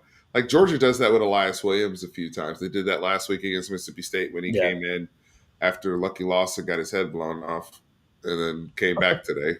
yeah. So guess he passed concussion protocol just fine. Crazy, But the man. point is, and Marlon said this before. I don't know you're in here, but he's like, look, Sark is like like it's like beneath him. Whereas when Georgia gets in their shit or they start falling behind, they go full blown athlete ball. We're gonna run the ball at you. We don't give a shit. We're gonna throw lobs to our 6'6" Noah Thomas. You, Yeah, what are you gonna do about it? yeah. What are you gonna do about it? Right? Yeah. Like, we're so. I think that's a To be fair though, philosophical can we be difference. honest though? Sark's best offense had athlete ball. Devontae Right. Smith wasn't ass naked every single time he was throwing the ball during his Heisman season. He was baptizing Derek Stingley out there, baptizing him. I'm talking like what's his name? Ad Mitchell. How many of those times where Ad Mitchell ended up getting open? It was Quinn Ewers really just, hey man, Ad, please. You know what I mean? Like I I don't know, man. I don't know. It's crazy having the receiver rooms that we did though coming in. I'm really mad about the receivers. I gotta chill out on the receivers. They're not the entire issue, but I just It's tough, man. It's tough. It's this season's hard. This is a hard pill to swallow this season. It Because I'll is. be honest with you guys, like we're not making the playoffs. Like it's not, it's just not gonna happen. If you lose close today, you might make the playoffs. It just you can't get smoked. You can't get smoked. You lose close, you're still in the conversation. You can't get smoked. Now you have to go blow the doors off of A&M if you want a chance. And I don't want to see it either. I'll be honest. As a college football fan, I don't want to see it. Put in Notre Dame. Put in Notre Dame. It, They're passing the eye test, it's not even and that just that. matters. They Like, have an identity. They yeah, have an identity. What the one true thing I can say about the 2025 Texas Longhorns is my front seven can play with anybody. On the defensive side of the ball, they can take away the run and they oh can yeah. rush the passer. Outside of that, the rest of this team is a very fluid concept. It's like you just don't know.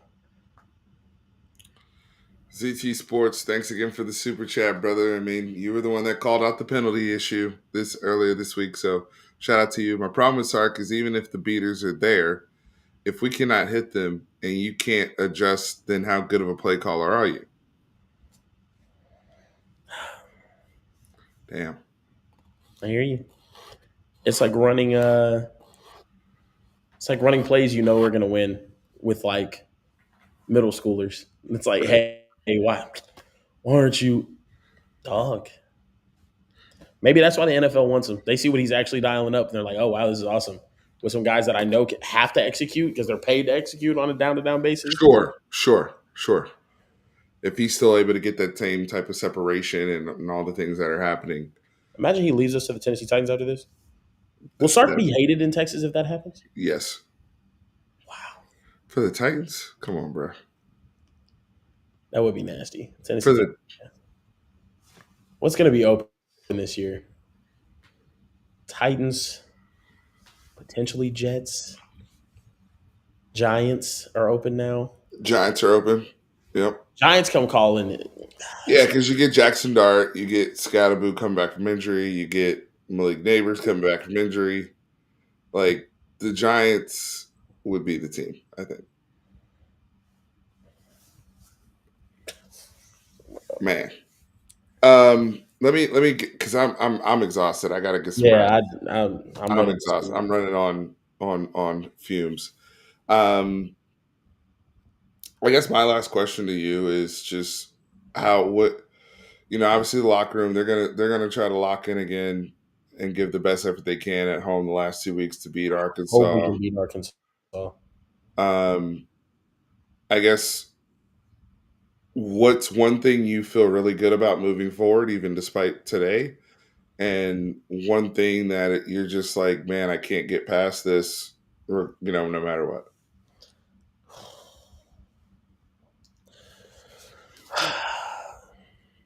One thing I feel really good about, we're still one of the most talented teams in the country. A lot of these young guys are getting a lot of experience. We're struggling a lot, but they're getting the experience. This is like I'd much rather they get it and suck than like not get it at all, and then I find out they Sure, suck later. You know what I mean? Like it just sure. it is We've what it been in is. that boat. Yeah, Yeah, exactly. We're young. We're trying to figure it out. Cool. I think I think we have one of the best defensive players to put on a Texas uniform ever in Colin Simmons, and he's still here. And I think it's a treat to watch him week in and week out. And we get him for another year. That's awesome. Um, I think Arch is starting to get more and more confident as quarterback. Offensive line, I think, is starting to figure itself out. And the younger guys are getting more experience. They're communicating a whole lot better. agree. Um, it's tough, If man. that's it, man. I mean, I think in terms of positives, yeah, that's pretty yeah, much all I got. And then a thing I can't just get over is I I can't get over how mismanaged the offseason has been. Whether it was comfort hires at position coaches, whether it was who the hell is this hires at position coaches, mm, is that something we don't talk about either?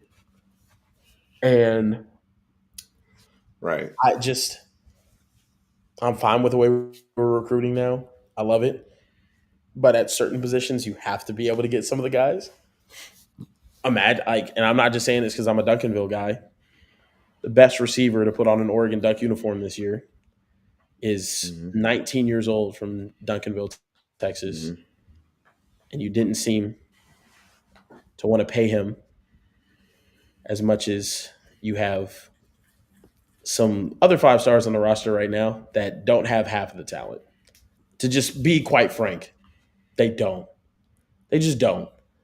And you can't be that bad at evaluating and keep your job, Chris Jackson. I'm sorry. You can't. Mm. You can't. You cannot be that bad at you can't be this bad at developing and keep your job, Chris Jackson. I'm sorry. Maybe there's another team in Mm. the NFL that wants you. Get me someone that's a developer. Like you can have all the nuance and skill and NFL coaching ability that you want. Can you actually develop NFL talent though? I need to see it. I need to see it. I don't know, man. Yeah, I also Sark, you just got to do whatever's best to get this offense going. You cannot, and I mean, I'm so serious. You cannot. We can't be in season 5 and 4 out of the 5 seasons. Your unit. I'm sorry, 3 out of the 5 seasons. Your unit is the one that holds us back from reaching what we need to. Yours. Can't your side of the ball. The side of the ball my head coach is directly responsible for is the side that is not good. 3 out of the 5 seasons that we've had now, and in a couple of them, real bad. You have the best defense we've probably ever had at the university last year. You couldn't get a chip out of it and have an offensive genius in year 4. I, Hey. I'm sorry. Also, I need you more involved in terms of the I on some real behind the scenes stuff. I need you, Coach Sark, far more involved in the evaluation of the players that we're signing week in and week out, or season cycle after cycle. I just do because it's very clear you cannot trust the opinions of some of your staffers. I completely agree. I think he also thought he could handle them like lieutenants, right? Where it's like, hey, Yeah. go on a couple dates with her. Let me know. Just because I'm tied up in this experience, and they all know that, right? Like, I do think he was outside, but Mm. somebody said, how much will Caden Durham cost this offseason? Who's like? I know people talk about Cam Coleman. I know Caden. Caden will be an Oklahoma Sooner before he's a Texas Longhorn. Depends on the bag though. But even then, Depends on the. I don't know. Also, this was embarrassing. I watched a running back that's not going to have 500 yards this season at Georgia that I would take over. I think he would start here. I watched a wide receiver that didn't have 200 yards this season, and I think he would start here. You know that eye test wise, that was the thing that stood out to me the most was the skill position discrepancy. Like, that was the biggest. I'm sorry, that's the biggest gap in the game. You playing with them outside of that. It really was. Like, I'm sorry that, and then coaching on special teams that ended up the fact that the fact their punter was dog shit. They give you one possession where like they actually have to punt from a bad position. Actually, no, a couple of times, and you can't execute on those. Sorry. And I'm telling you right now, those DBs thought our receiver room was food, and they proved them right. They proved themselves right over and over and over again. It just easy pickings, man. Yeah, I mean, Averett had what 4 turnovers against us last year in 2 games, so he came in very confident. Ellis Robinson has developed, right? Like, I mean, he was a very highly Yeah, ranked guy, and I think that confidence is getting there. Those are really good players. And yeah. then KJ got a pick today when the ball sailed a little bit. I mean, they did it as a group. It was another day at the office for the Georgia DBs. Well The coached group, Georgia DBs very have well coached. actually. Sorry, bump that. Georgia has been unbelievably dog shit on the back end this year. They have They been. can't get pressure on the quarterback, and they can't freaking defend that well. And we went out there and made them look like they were the same prime Georgia DBs that we've seen all season. Sorry, we just don't have it this year. We don't have it, man. I don't want to see that in the playoffs. I don't want to see that against the second. Bro, Ohio State's gonna tear us to pieces if we play them again. Sorry. Yeah, You we protect played you them protected you protected Arch well in that game too. And he right. couldn't get shit popping off. Like, Nothing. With time. man, And they had the training wheels on saying, now my man is full menu. He knows he's what gonna win he's the doing. Heisman. He might be the nastiest Heisman winner I've ever seen, but he's gonna win that thing. Even over Fernando Mendoza. Do the voters even know who he is? No disrespect, but What, because Mendoza? yeah, No, Mendoza's like he was a betting favorite a couple weeks ago. I know he's the But the betting nasty thing favorite. is like he gets Julian Saying had a great game against Penn State. Like just did his thing, just kept it rolling. Whatever, it was easy. Fernando Mendoza That's part of the leads a problem. He late makes it look drive. easy, Yeah, right? Fernando Mendoza leads a late drive, and they're like, Fernando, that was his Fruit Heisman punch. moment. Marcel Reed's going to be a Heisman finalist. You don't think the Mike tech? Elko in year two Uh, is going to have an undefeated season. Like possibly, if we don't beat him, he could win an SEC championship. He could have a Heisman winner, and he'll be in the playoff while we're at home. I want you to imagine that. and if you saw that happening 12 months after we beat them last year, Okay, Steven, this is my thing. Why not do the Ryan Day strategy that they did last year? They wanted to find and look at what it's done for his confidence. They wanted to find out, hey, are you capable of winning us the big one, or are you just like a great regular season guy that's going to beat all the teams that you should and then lose whenever things get a little bit tough? We're gonna see. Let's stack this motherfucker. Let's give you everything you could possibly need. We'll pay all the guys that are fringe day two guys to come back. We'll pay the best transfer running back in the country to pair him with Travion Henderson. We will get you a fifth year. We'll get whatever quarterback you want. It was actually, the funny thing behind the scenes was supposed to be Cam Ward. Cam ended up asking for too much. He was just like, I can win with Will Howard. and he went to Miami, and then yep. And you know what happened that year? They said, look, you need to go out there and win. They wanted his head after they lost to Michigan, but they knew they were in the playoff. They wanted his head after losing to Michigan. He had that break. He came back. They won a championship, and now they're the most complete, dominant uh, beacon of consistency team that you see. And obviously, don't get me wrong, it'd be nice to play UCLA in Week 10. It would be awesome. I It would be agree. awesome to play. It would be awesome to play Purdue and Rutgers and all of these schools that I think we all know we'd have an extreme talent advantage over. I understand. I get it. But my thing is, why not do that with Sark? I don't want to play this waiting game. I don't want this to turn into a James Franklin situation where I find out, oh, can you win us the big one or can you not? Stack that motherfucker next year whenever you have a Manning in his fourth year on campus. You have a superstar young edge. You have an unbelievable class that you just signed. Get the staff together. This is a very I, important eval period. 100%. I'm going to be honest with you, Steven. If we don't win it this next year, I don't know when we do. Because there's windows. There's windows. Mm-hmm. There's windows. You need to win a championship in this window. I don't know That's why what I'm we saying. act like that's not what it is. You have to. You have to. It, I, Look, ZT Sport, I agree. It is weak at Big Ten. I know. Dude, that's what I'm saying. Are you waiting till okay, now you have to is it I'm gonna be honest though, even with the transfer portal and whatnot, it should always be possible. It should. Ohio State restocked their entire offensive line with transfer guys this year. And then they had the guys compete. Georgia added two guys in the transfer portal, and they had their guys compete. That's why Noah Thomas isn't playing right now. A&M stocks the receiver room with transfer portal talent. Yep. Gets them on the defensive side of the ball. Cassius Howell is one of the best players in the country. Force your guy. Don't just give him a free pass to starting. That's when you get the bullshit that we have in our receiver room right now. hey, so you're going to be our guy going into next year. No matter what. We You're trust next. you. We trust you because of the star rating you have, bro. Eric Singleton from Georgia Tech that went to Auburn will be starting over all these guys right now. Dude. Emmett Mosley's the best receiver we have right now. Show me proven production on the field.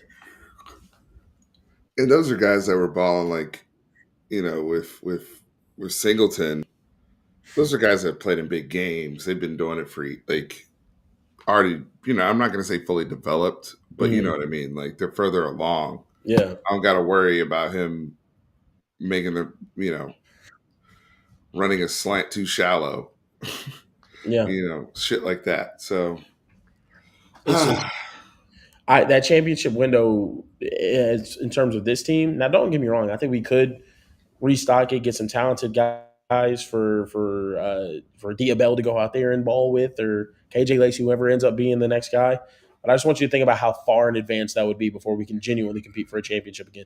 You have to build a championship culture at some point. You yes. do. Ohio State has it. That's why they're able to. Hey, new quarterback, cool, don't matter. New offensive line, cool, don't matter. Awesome. New defensive line, cool, don't matter. We're gonna keep rolling. Georgia, new quarterback, don't matter. We're good. New wide receiving core, we're good. New defense, completely. They overhauled their entire defense. Dalen Everett, KJ Bolden, only two guys coming back from last year. CJ Allen Mm-hmm. too. TJ Raylan Allen. Wilson, you had Smile Munden starting last year. Raylan Wilson has to come in now. Cool, don't matter. We're still going to be 11-1. We're still going to. You have to. I And just when they really needed to today, they slapped that 2-man under um, yeah with Wilson as the spy, just like yeah they did with Jalen exactly Walker as a yeah spy last year. I was like, oh shit, I peeped that. yeah They yeah. didn't forget Duggar about that. Falkers said, "I want to develop talent, not just buy it." Look, man, you want do you want to compete year in and year out, or do you not? Developing. I'm sorry, the rest of the country is not just sitting and developing their players anymore. We don't have those types of years. It's not 2007, It's bro. not. I'm sorry, it's just not. You I'm not saying consistently you shouldn't develop be players. developing guys. Exactly, That's you not. should Yeah, be, but they have to show traits. You know what the best thing for developing talent and players are? Competition. Make them compete. If he's good enough to play, he's gonna play. I don't know.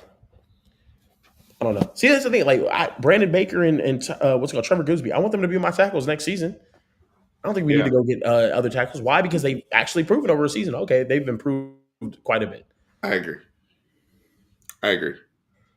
Like you can't fix everything, but you can fix a lot. Yeah.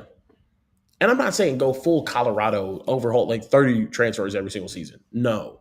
Yeah, because I'm that fucks your saying the holes culture up. that you have, if Yeah, you're unproven, hey, look, we're not just going to have an entire position group. Now, we don't have a single guy in our wide receiver room that started last year, other than Emmett Mosley. And what does it look like? It looks like one guy in that room has started college football games. That's my issue. man. I think for me, like Mosley, thank God he came back healthy, and Yeah. thank God that he's at least given us a better floor than we had before he was healthy with these guys. Because we were having to utilize the tight ends a lot more just by default too. Yeah. So yeah, we'll see where all these pieces fall, man. But humbling loss, I would say. I mean, maybe Is it that's bad to just say we needed it? ugh, I think as a fan base, we needed it. This team was I agree. full gold for a couple of weeks. I agree. Sorry. I'm happy we pulled out the wins over Kentucky and Mississippi State and got to bowl eligibility, but this could be a 7-5 team, and it would not surprise me. I knew our fan base started feeling it when I got pushed back for picking Georgia yesterday by 3 points, and I'm like, "Why are you saying fuck me for? Fuck like, what did I do? I'm just watching the games." Right. Oh, do you hear me? Yeah, I can hear you now. Did you hear No, what yeah. I said? I was saying, no. I think you cut out. What'd you say? I said with the playoffs. No, what was that? What was I talking about? You said you were getting pushback for picking Georgia to win by 3 points. Yeah, because people were starting to feel confident after the momentum we had gotten. We played 3 quarters of good football. I know, but because we were 7-2 and we had a bye week, and listen, Texas fans, not all of you, but Yeah, I think lessons were learned today. That's why I say that I keep using the word humbling because I said, guys, Michael Taff and Jelani come back, they help, but we have bigger problems at secondary. These problems are bigger than one person. The issues that were happening, they're bigger than two people coming back. Like we have severe something is going on there to where we just don't have as good a product. And Texas fans were just like, nah, Michael Tapp comes back. We're fine, dude. Don't even worry about that. Don't even worry about that. Like Michael Tapp I comes didn't say back. that. Man. Jelani's back. We're fine, dude. Don't even worry. Why are you worrying about that? It looked better than just giving up bombs, but still, it just I'm like, these people were on the field other games where we were getting blown up. yeah, Like, so why should I don't know. I think we talk ourselves into a lot of stuff. I yeah. really do. I Where do we rank now in scoring? Our SEC games, we've given up. Let's go through it. Our SEC games, we've given up 35, 31, 38. Then against Kentucky, 13, Oklahoma, 6, Florida, 29. A far cry from where we were last year. It just also, Steven, this wasn't surprising to me. It just wasn't. It wasn't surprising. Like us Mm. getting the doors blown off us was not surprising to me. I didn't feel confident in this game all week. It just, I don't know. It's tough, man. I want to see where we're at in terms of defensive like points per game. I wish we could only do it in conference play because we're giving up 16.4. But in conference play, I'm sure we're giving up much more. The last three games we've given up 30 plus, Yeah. right? I mean, Kentucky we gave up 13, and then since Yeah. then it's been 30, 30, Mississippi 30. State was 38, 31, 35. And granted, Mississippi State and tonight, defenses on the field are so long. But like to be fair, your defense did. You were down 14-3, and they held it at 14 until the dam finally broke at the very end. Like it Which just requires so much energy and detail and mental sharp. Like, pay, yeah, everybody go. We can't fuck up the keys anymore. yeah. If you got him or the guy goes into the flat, you got him. Like, and for a while there, it looked like, man, this is all being orchestrated. The guys are balling. They're seeing it fast, Mhm. you know, and then boom, that Kirby drive happens. 14-10. I need it. Now we're going to get hyper aggressive. And we're going to see if you guys are still, if you can hold your water, so to speak, against Yeah. us as we go take this lead. So, or Oh extend the man, lead, I should say. But hey, it's tough. man, I appreciate you coming on so late on the East Coast. Something, I man. know. Flight Yeah. back to the West Coast tomorrow morning. Oh, Flew shoot. across the country to watch my team get smoked, man. Oh, you going to you're going to the Vegas? Oh no. I'm going Oh, you mean going to going back Athens home. to watch? My Yeah, I bad. went My to bad. Athens to watch us to My get bad. cooked. But My bad. it Well, happens. It happens. It's always next year, guys. there you go. How are we number one to start the year? We lied. Lies were told. We did lie. We lied a lot about the team. But hey, horns always up though. Still, you know what I mean. Horns always up, y'all. Hook 'em.